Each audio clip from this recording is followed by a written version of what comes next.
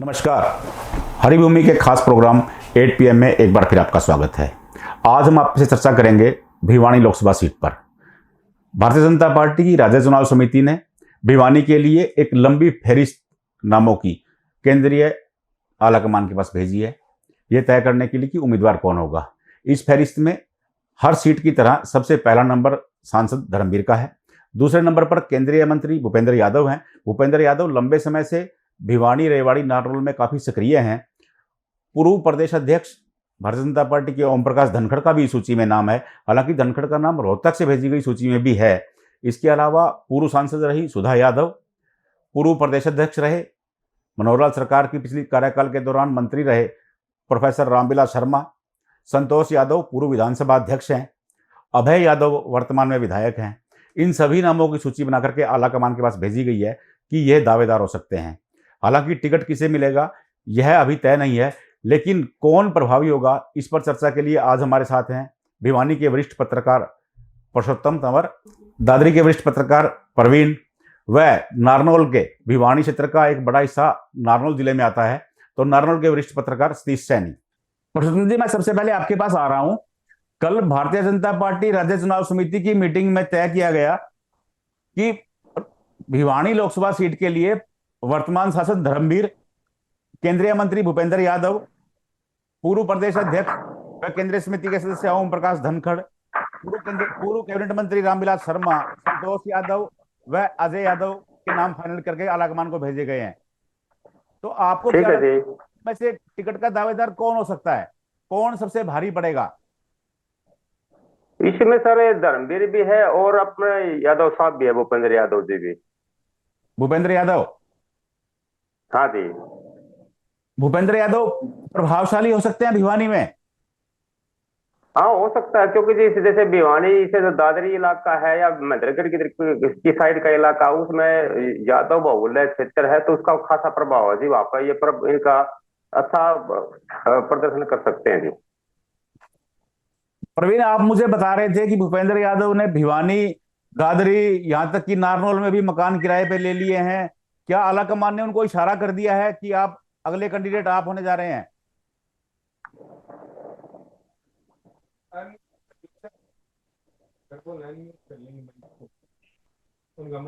Unmute करें Praveen, unmute करें पहले। अब आपकी आवाज जी नहीं आ जी रही मेरे को। बिल्कुल बिल्कुल पंडित जी, मैं आपको बताना चाहूंगा कि जिस पिछले 2 महीने से जो है वो यहाँ पर सक्रिय है। दादरी में, भिवानी में और महेंद्रगढ़ में जो कार्यालय उन्होंने खोल लिए थे, पर अब अंदर खाते सूचना है कि सरकार ये चाहती है कि यहाँ से वो कैंडिडेट होना चाहिए जो 36 बिरादरी के वोट लेगा। अब धर्मवीर का अल्टरनेट तलाश करने में बीजेपी को जोर आजमाइश करनी पड़ रही है। कारण बड़ा ये है कि धर्मवीर सिंह ऐसे उम्मीदवार हैं, ऐसे सांसद हैं जो 36 बिरादरी के वोटों को साथ लेकर चलते हैं। पिछले चुनाव में भी अगर जाटों की बात की जाए तो 20% जो वोट थे धर्मवीर सिंह बारडा और लोहार और दादरी के अंदर लेने में कामयाब रहे थे। पार्टी अब भी ये चाहती है कि दादरी और भिवानी और महेंद्रगढ़ लोकसभा क्षेत्र के अंदर जो है जाट चेहरा ही होना चाहिए।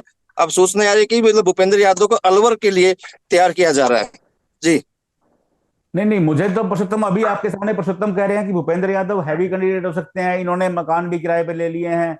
आप बता रहे हैं कि वो अलवर से बिल्कुल कैंडिडेट। बिल्कुल, मैं इस बात को मैं बना नहीं कर रहा कि भूपेंद्र यादव कोई कमजोर है, लेकिन पार्टी ये चाहती है कि वो कैंडिडेट यहाँ से चुनाव लड़ाया जाएगा जो 36 बिरादरी को लेकर जाए। भूपेंद्र सिंह यादव नए चेहरा दादरी, महेंद्रगढ़, भिवानी और महेंद्रगढ़ के लिए नया चेहरा है, पर बात यह है कि पार्टी ये चाहती है कि 36 बिरादरी का वोट लेने वाला कैंडिडेट यहाँ से तारा जाए। और अभी कुछ सूत्र ये बता रहे हैं कि उनको अलवर से ही चुनाव लड़ाया जाएगा। तो आपको क्या लगता है कि धर्मवीर ही मैदान में होंगे तीसरी बार लगातार?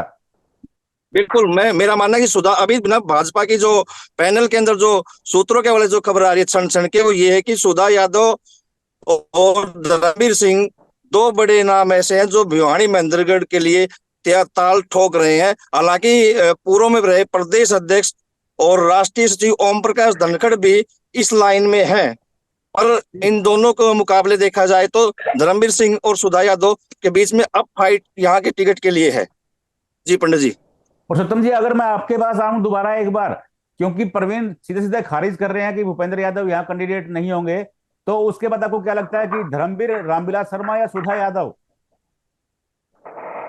सर धर्मवीर के साथ साथ इस बार बीजेपी नया एक्सपेरिमेंट करने का प्रयास कर रही है कि जैसे जाट के अलावा यादव को वोट देके, और जी कुछ तो यादव के वोट हो जाएंगे, कुछ बीजेपी के वोट हो जाएंगे, तो इससे ये सीट बड़े आराम से निकल सकती है और नया एक्सपेरिमेंट भी हो जाएगा इनका। नहीं नहीं, तो आप किसको भारी मान रहे हैं? मैं ये पूछना चाह रहा हूं कि आप अभी भी कह रहे हैं कि या फिर भूपेंद्र यादव नहीं तो सुधा यादव हैवी कैंडिडेट होंगी। हाँ जी बिल्कुल होंगे, धर्मवीर के बाद इन दोनों में से एक कैंडिडेट होगा वो हैवी कैंडिडेट होगा जी। नहीं, आपको लगता है कि धर्मवीर को एक्सेप्ट होगा ये, कि धर्मवीर ये बात मान जाएंगे? क्योंकि धर्मवीर तो हर पार्टी में रहे हैं, वो इनेलो में भी रहे हैं, वो कांग्रेस में भी रहे हैं, भूपेंद्र हुड्डा से उनकी खासी नजदीकियां हैं।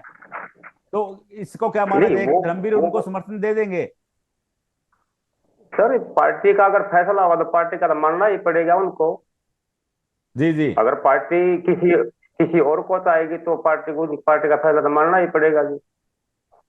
सतीश, मैं पंडित आपके जी, देख धर्मवीर सिंह हाँ राजनीति और भिवानी महेंद्रगढ़ की राजनीति का वो चेहरा है जिसको पार्टी दरकिनार नहीं करके चल सकती, हाँ क्योंकि हाँ बंसीलाल के गढ़ में यानी कि भिवानी और तोसाम में, तोसाम श्रुति चौधरी का गढ़ था पिछले लोकसभा चुनाव में, वो श्रुति से भी मतलब तो श्रुति का तोसाम में भी रहा था, जी जी दादरी में भी रहा था।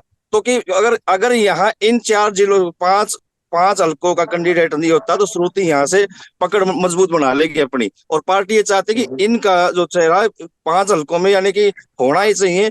चार हलके जो महेंद्रगढ़ वाले हैं वहां का कैंडिडेट जो होगा इन हलकों में थोड़ा डाउन होता नजर आ रहा है। सतीश यादव, मैं आपके पास आना चाह रहा हूँ सैनी जी, क्योंकि जी भूपेंद्र यादव, ओम प्रकाश धनखड़, सुधा यादव, रामविलास शर्मा, संतोष यादव व अजय सिंह यादव, तो एक लंबी फेरिस्त है भिवानी में तो राज्य चुनाव समिति ने तय की है, आलाकमान के पास भेजी है। हालांकि टिकट एक को ही मिलना है, लेकिन कयास ये लगाए जा रहे हैं कि भूपेंद्र यादव और सुधा यादव या फिर धर्मवीर। तो आप किसे हैवीवेट मानते हैं?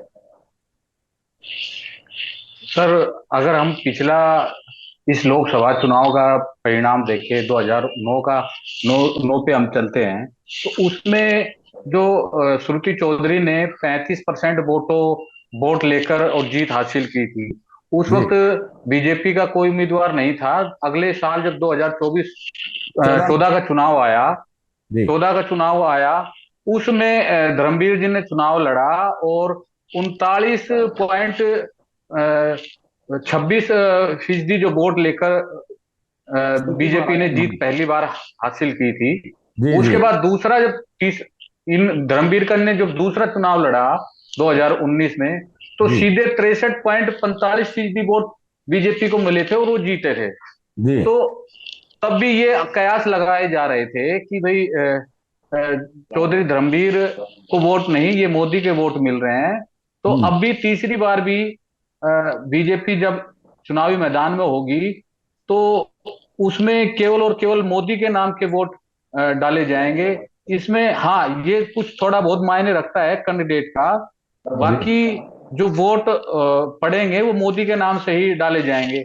अब जहां तक उम्मीदवार की बात करें हम, तो उम्मीदवार में भूपेंद्र यादव का नाम सामने आ रहा है, पर उनकी जो पकड़ है वो महेंद्रगढ़ जिले में, क्योंकि महेंद्रगढ़ जिला यादव बाहुल्य एरिया है, तो जी यहाँ तो अच्छी पकड़ हम मान के चल रहे हैं। जी जैसे हम दादरी भिवानी की तरफ रुख करेंगे तो वहां जाट बाहुल्य एरिया है, तो हो सकता है कि वहां उनको कम वोट मिले।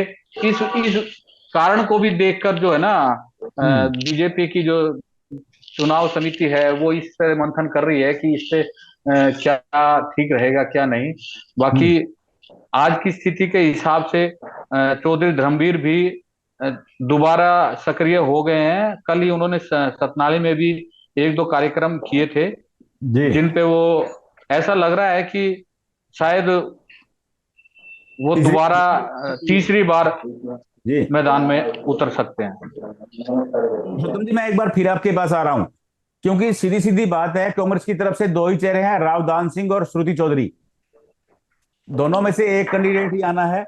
और राव दान सिंह क्योंकि नारनौल क्षेत्र से आते हैं, श्रुति चौधरी भिवानी क्षेत्र से आती हैं। अगर उनके सामने नारनौल के सामने दान सिंह के सामने नारनौल क्षेत्र का कैंडिडेट आता है तो कैसे मुकाबला रहेगा? फिर मुकाबला तो फिर बीजेपी का ही अभी होगा सर।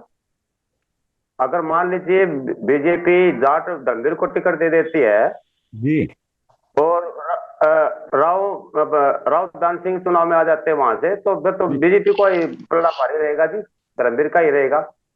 जी प्रवीण, आप क्या सोचते हैं, अगर धर्मवीर को टिकट नहीं मिलता है तो उनका कदम कुछ बड़ा हो सकता है?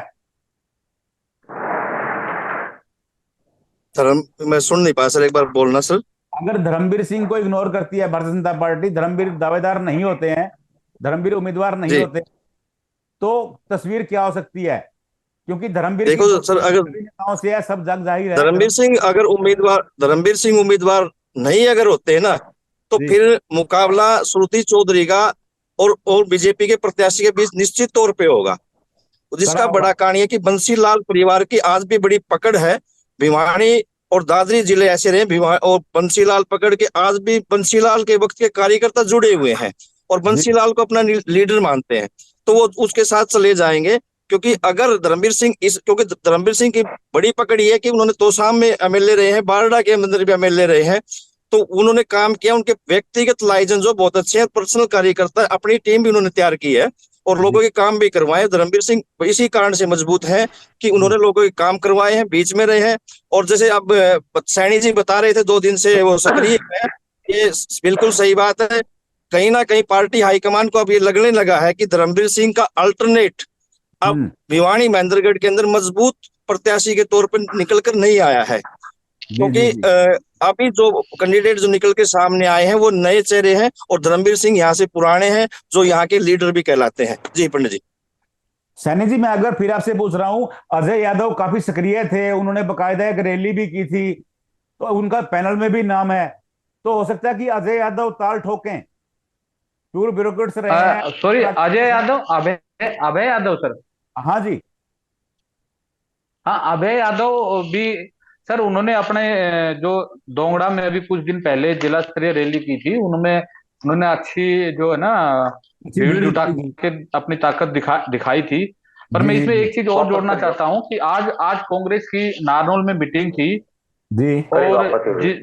कांग्रेस के जो जिला के कॉन्वीनर बनाए गए हैं बजरंग लाल जी, वो आज मीटिंग लेने आए थे। तो उस मीटिंग में विवाद हो गया। एक पूर्व विधायक ने मंच से ये कहा कि कोई भी प्रभाव से अगर टिकट लेके आएगा तो हम उसके साथ नहीं है, जिसको लेकर श्रुति चौधरी गुट ने भी उसका विरोध जताया और वहां काफी हंगामा हुआ। उस जी जी पूर्व विधायक के खिलाफ नारेबाजी भी हुई। तो कहने का मतलब ये है कि कांग्रेस ऐसे समय में भी गुटबाजी के बीच में फंसी हुई है, तो इसका नुकसान कहीं ना कहीं कांग्रेस को आगे भविष्य में चुनाव में उठाना पड़ेगा। जी जी जी। और आपसे अभय यादव के अभय बारे सिंह जी, अभय अभय यादव की अगर बात करते हैं तो लाइन में वो है, पर सबसे अगर उनसे ऊपर बात करें तो भूपेंद्र यादव बीजेपी की पहली प्राथमिकता रहेगी। जी हालांकि अपने स्तर पर अभय अभय यादव भी इस पुरुषोत्तम जी, दौर मैं में पूछना लगे चाहूं, हुए हैं कि पुरुषोत्तम जी, ओम प्रकाश जी धनखड़ सर। का नाम है, एक चौंकाने वाला नाम है। ओम प्रकाश धनखड़ पूर्व प्रदेश अध्यक्ष रहे हैं, किसान मोर्चा में है, भाजपा में। ये इनका नाम रोहतक में भी है और भिवानी में भी है, तो कहीं आपको लगता है कि ओम प्रकाश सर धनखड़ भी हो सकते हैं? नहीं सर, हो सकते हैं, बीजेपी किसी को भी उतार सकती है, लेकिन जो छवि धर्मवीर की है जाट नेता के रूप में, वो धनखड़ जी की नहीं है भिवानी में।